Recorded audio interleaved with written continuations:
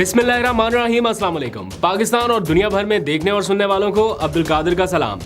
पाकिस्तान में पिछले 17 घंटे से 2 सुनामी हिट कर चुके हैं। पहला अवामी सुनामी था जिन्होंने एक रेफरेंडम सुनाया और अक्रॉस द कंट्री उस सुनामी ने हिट किया, जिसके नतायज कल पूरी रात टेलीविज़न स्क्रीन्स के ऊपर चलते रहे। ये टेलीविज़न चैनल्स वाले या हम जैसे रिपोर्टर्स जो हैं, ये नतायज कोई ऐसे हवा में नहीं अपने टीवी चैनल तक पहुंचा रहे होते कि तुक्के से पहुंचा दो। ये फॉर्म 45 देखकर या पोलिंग स्टेशन से रिजल्ट कंपाइल करके हम अपने टीवी चैनल्स को बताते हैं, जहां पर बैठी हुई टीमें एक एक रिजल्ट को नोट करके उनका टोटल काउंट जो है वो आप तक पहुँचा रही होती है। इसलिए ऐसा हो नहीं सकता कि बगैर प्रूफ के टीवी चैनल ये सारे इंतखाबी नताइज को नशर करें। लेकिन जो दूसरा सुनामी चल रहा है वो है धांधली का सुनामी।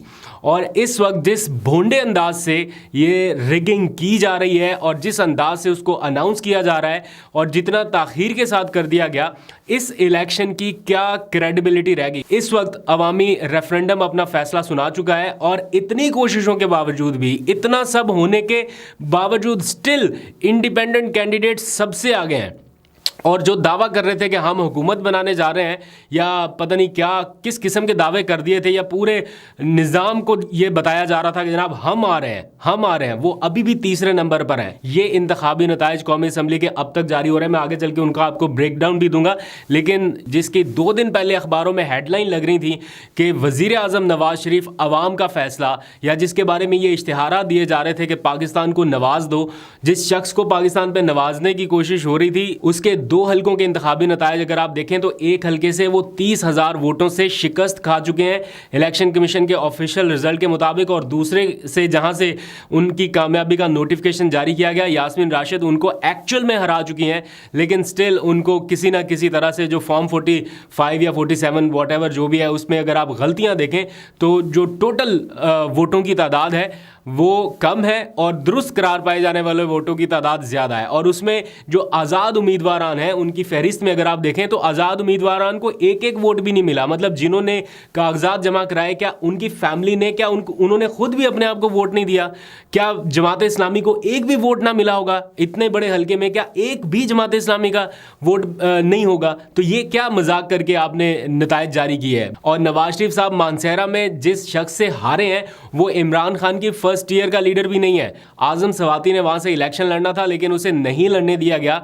तो आखिरी टाइम पे ये मुतबादिल कैंडिडेट के तौर पर वो शहजादा, पता नहीं उनका क्या मुश्किल सा नाम है, वो आए वहां पर इलेक्शन लड़ने के लिए और उन्होंने भी नवाज शरीफ को 30,000 वोटों की लीड से हरा दिया। अच्छा, जो सबसे बड़ा मजाक इस पूरे इलेक्शन के नताइज के सिलसिले में देखने में आया है वो है जनाब ओन चौधरी साहब। जिस तरह से उनको कामयाब करार दिया गया वर्सेस सलमान अकरम राजा, ओन चौधरी को 2.25 लाख वोट पड़ सकते हैं। ऐसी कौन सी उनकी अवामी खिदमत है जिसके सिले में ये 2.25 लाख वोट पड़ा। और सलमान अकरम राजा जैसा नफीस आदमी, वो अगर पीटीआई में ना भी हो या इमरान खान को सपोर्ट ना भी कर रहे हो, तो मैं उनका तो बहुत पहले से मोतरफ हूँ कि वो एक ऐसी शख्सियत है, या उनकी जो कैंपेन थी वो इतनी पावरफुल थी। आपको क्या लगता है कि ये लाखों लोग जो लाइनों में खड़े थे, ये सिर्फ इसलिए खड़े थे कि ओन चौधरी को वोट दे सके कि उन्होंने इद्दत के केस में इमरान खान के खिलाफ वोट दे दिया? इसी नफरत में तो लोग वोट डालने के लिए निकले थे। इसी नफरत से ये जो आखिरी टाइम पे जो डिसीजन अनाउंस करवाए गए, इसीलिए तो लोग इतनी बड़ी तादाद में निकले। बट आपने जनाब वो करवा दिया कि उनको 2.25 लाख वोट मिल गए। इस तरह अगर आप समझते हैं कि कोई इलेक्शन को तस्लीम करेगा तो ये तो बिल्कुल नहीं होगा। अगर इस मौके पर, ये बहुत ही ज़बरदस्त मौका था, मैं तो इसको एज एन अपॉर्चुनिटी समझता था कि इस मौके पर अभी भी है, अभी भी वक्त नहीं गया कि इस मौके को फ़ायदा उठाएं और एक हीलिंग टच दें इस नेशन को। आपको बार बार पता चल रहा है कि अवाम किस साइड पे खड़े हैं, आपको बार बार पता चल रहा है कि अवाम का क्या फ़ैसला है। अभी मैं देख रहा था जो नवाज शरीफ साहब के हामी लोग हैं, हामियों की बात कर रहा हूँ मैं, कोई इधर उधर की बात नहीं कर रहा, वो भी ये कह रहे हैं कि नवाज शरीफ साहब को ग्रेसफुली तस्लीम कर लेना चाहिए कि ये एक बिगेस्ट अपसेट हुआ है पाकिस्तान की सियासी तारीख में। किसी सियासी जमात के लिए सबसे बड़ा सेटबैक था, उनकी अपनी जमात के लोग कह रहे हैं। मुशाहिद हुसैन सैयद की अगर आप ट्वीट पढ़ें तो उन्होंने कहा कि हमें ग्रेसफुली इसको एक्सेप्ट करना चाहिए कि ये मुल्क की तारीख की सबसे बड़ी शिकस्त थी और सबको वापस बैठ के ये सोचना चाहिए कि पाकिस्तान की आवाम क्या सोच रही है और किसके साथ खड़ी है। मैंने अब तक 3 इलेक्शंस को बहुत करीब से देखा, 2013, 2018 और फिर अब ये 2024 के इलेक्शन, और इसके बीच में जो ज़िमनी इंतखाबात रहे उन पे भी कवरेज में ड्यूटियाँ रहीं। लेकिन अगर एक बार किसी हलके में लीड जो है वो 3-4 हज़ार वोटों की आ जाए तो वो फिर पकड़ाई में नहीं आती, वो फिर नहीं कवर होती। 3-4 हज़ार की लीड बहुत ज़्यादा होती है। वो ट्रेंड एक पता चल जाता है कि आवाम का मूड क्या था, वो पल्स पता चल जाती है, वो नहीं रुकता, वो फिर उसी तरह से पूरे हलके में चलता है और एट द एंड रिजल्ट भी तकरीबन ऐसे आता है 5 से 6-7 हज़ार तक के वोटों का डिफरेंस रहता है। लेकिन यहाँ पर जो 50 हज़ार वोटों की लीड से जीत रहे थे उनको 30-30, 15-15, 20-20 हज़ार वोटों के मार्जिन से हरा दिया गया आखिरी मोमेंट पे। ये सब कुछ कैसे और क्यों हो रहा है? अभी तो इमरान खान की मेन टीम भी मैदान में नहीं थी। आप यूं समझ लें कि पीपल्स पार्टी हो, PMLN हो, इनके पास किस कदर हुकूमती सपोर्ट हासिल थी। ये निगरान हुकूमतों की सपोर्ट, फिर सिस्टम की सपोर्ट, इलेक्शन कमीशन की तरफ से, अदालती मामलात की तरफ से और बहुत कुछ, हर जगह से सपोर्ट मिल रही थी।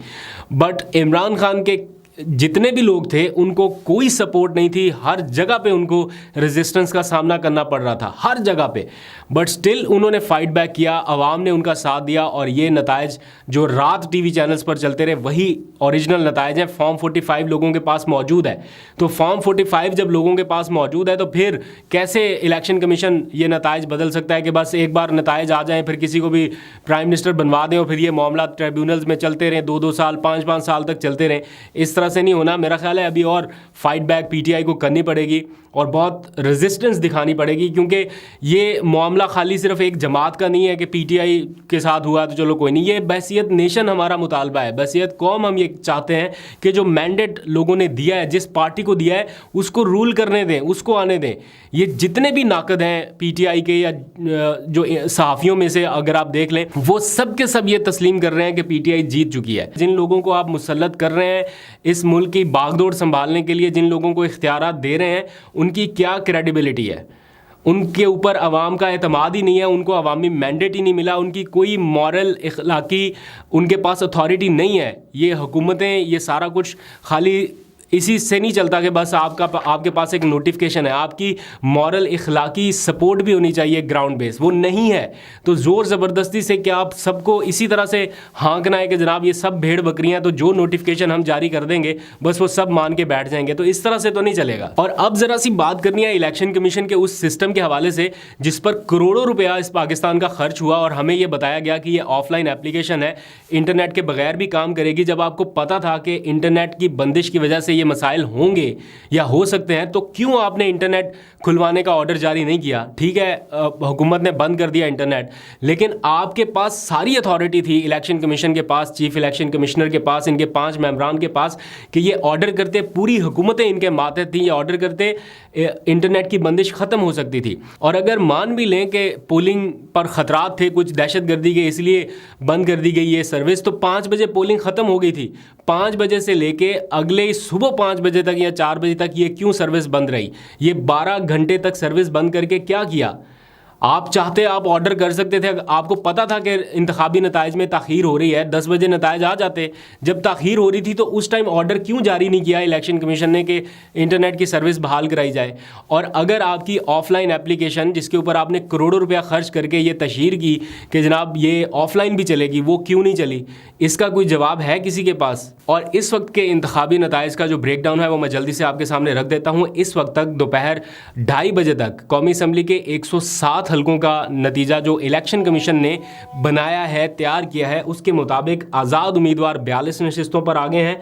अब मुस्लिम लीग नून जो है वो आहिस्ता आहिस्ता आगे की तरफ पुश हो रही है, ज़्यादा सीटें ले रही है, तो वो 34 नशिस्तों के साथ दूसरे नंबर पर और पीपल्स पार्टी 27 नशिस्तों के साथ तीसरे नंबर पर आ गई है। BNP का एक उम्मीदवार कामयाब हुआ, काफली का एक, MKM का भी उम्मीदवार एक कामयाब हो चुका है और JUI का भी एक उम्मीदवार कामयाब करार दिया गया है अब तक के नताइज के मुताबिक। तो यूँ समझ लीजिए कि PDM 2.0 जो है वो अपलोड होने जा रही है, सिस्टम तैयार हो रहा है उसके लिए।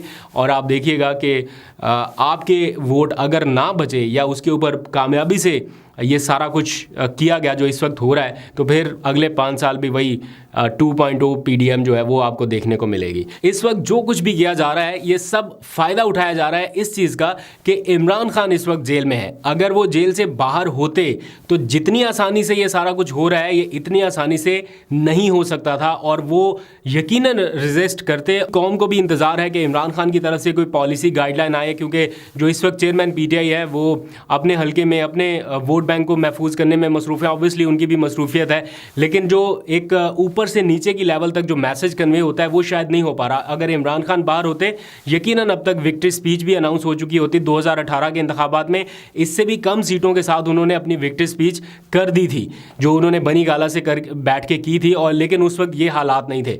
अभी अगर हालात नॉर्मल होते तो इस टाइम तक इमरान खान शायद प्राइम मिनिस्टर के लिए नामजद भी हो चुके होते। एनीवेज, अल्लाह पाकिस्तान के हालात पर रहम करे। आप अपनी रेजिस्टेंस जारी रखिए। अभी तक के लिए इतना ही। अपना बहुत सा ख्याल रखिए। अल्लाह हाफिज़।